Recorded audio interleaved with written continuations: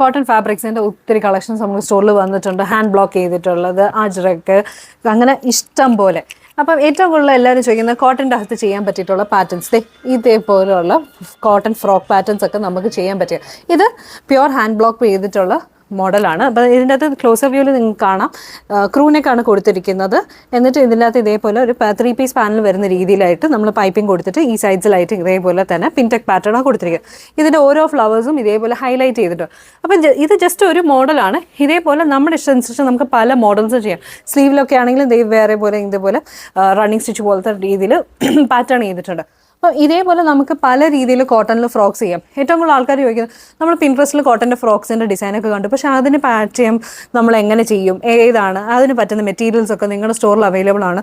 ഇത്രയും മെറ്റീരിയൽസ് ഉണ്ട്, ഇനിയും മെറ്റീരിയൽസ് ഉണ്ട്. ഇപ്പോൾ ഈ ടേബിളിൽ ഞാൻ കുറച്ച് വെച്ചേ കാണിക്കുന്നുള്ളൂ, ബാക്കി വീഡിയോൻ്റെ അകത്ത് തന്നെ നിങ്ങളെ കാണിക്കാം. അത്രയ്ക്കും മെറ്റീരിയൽസ് പുതിയത് ഒത്തിരി വന്നിട്ടുണ്ട്.